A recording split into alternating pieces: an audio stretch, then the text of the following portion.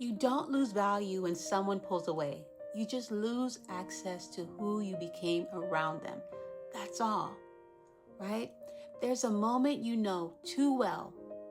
One day the energy feels close, connected, open. You can feel him leaning in, and your body starts to relax into the softness of it. And then something shifts out of nowhere. The text slows down, the tone changes, the warmth fades, the conversation becomes shorter, and suddenly you feel yourself doing emotional math with no information. Your mind thinks and says, don't overthink it. But your body feels that something's off. And in that moment, before he even explains anything, before you ask a single question, you already feel yourself losing your center. Not because you're needy, not because you're insecure, but because somewhere in your history, you learn to eternalize every shift as your responsibility. Walk with me through this, Queen. We're going to steady you from the inside out today. We are. Come sit with me for a moment, right? Let your body settle. You're not here to be judged. You're here to breathe deeper into yourself, to recenter yourself, right? That's what we're going to do today.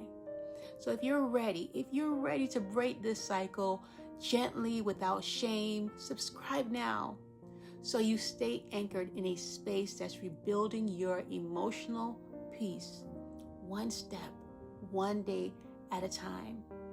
And this is my promise to you. You give me your time, I give you my best. That's our promise, okay? All right. Today, what we're doing today is we're walking into the space between connection and confusion. The moment when someone's pullback feels like a threat and your body jumps into those old survival patterns. But as we breathe through this together, you're going to understand the deeper truth. Holding your center isn't about controlling what he does. It's about not abandoning yourself in the process. By the end of this message, your reactions will soften, your breath will steady, and you'll move from clarity instead of panicking. So walk with me. Come on this journey. Come on. We're going to walk it together and learn why the first reaction when your body moves faster than your mind, that's the first reaction. And there's a version of you who responds to the emotional distance like it's danger. Not because you're dramatic, not because you're clingy, but because your nervous system was trained to equate stillness with loss, right? So take that in, understand that.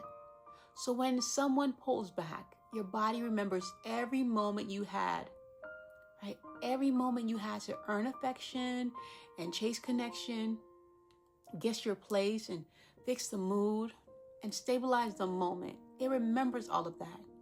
You don't just notice a shift, you absorb it in your body. Your breath tightens, your thoughts speed up, your heart starts scanning for what you did wrong. But here's the truth, Queen. You're not reacting to him, you're reacting to every moment you were left emotionally alone, right? Ask yourself, when did silence first feel like punishment? Yeah, think about that.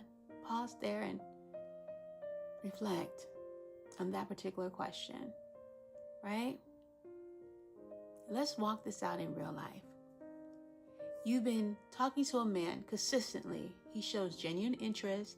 He asks questions. He makes effort. You feel emotionally safe enough to breathe around him.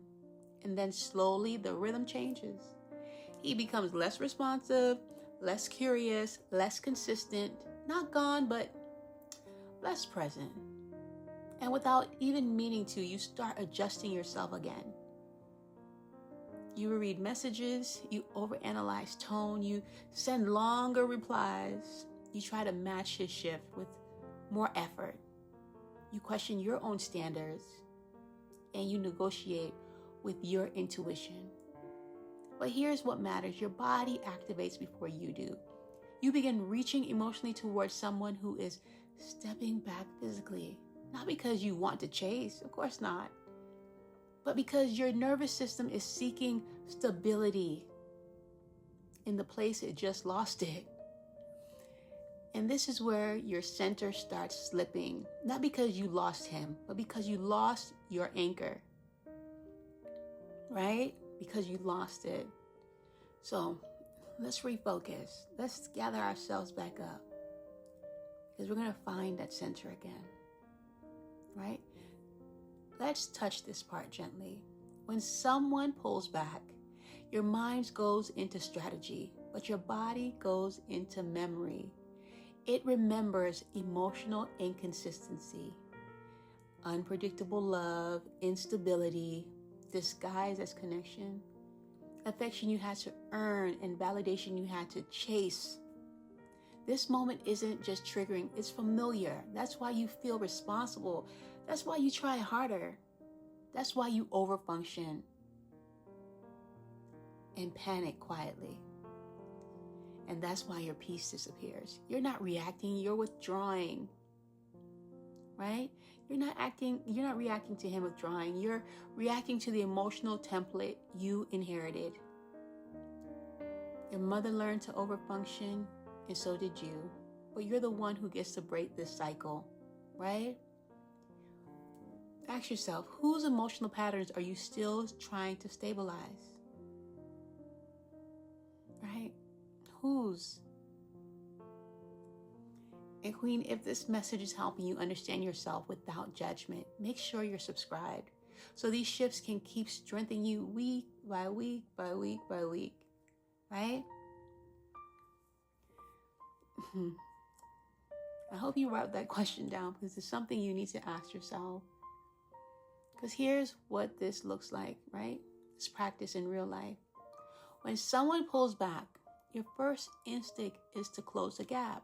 Of course, to fix the shift, to soothe the tension, to restore the beginning connection. But the throne version of you, the queen that lives inside of you, doesn't take action from anxiety. She takes action from awareness. So here's the throne skill that you use. Return to your body before returning to the conversation. Because when you return to your body, you interrupt the old story. And here's what it looks like. Slow your breath. Means calm down. Don't rush. Don't react. Just breathe through it. Breathe through it. Notice. Don't personalize. Say quietly to yourself, he shifted. That doesn't mean I did something wrong. It's not about me. Don't take it personal. Ground your energy back into you.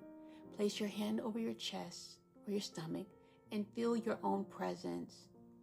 Be present with yourself. Let the moment show you his character, not your worth. His pullback is information, not indictment on who you are as a person. Maintain your pace. You don't need to speed up because someone else slows down. Right? And respond from clarity, not fear. If he returns with effort, meet him with calm. If he returns with inconsistency, you choose your boundary. If he doesn't return, you choose peace. You choose peace.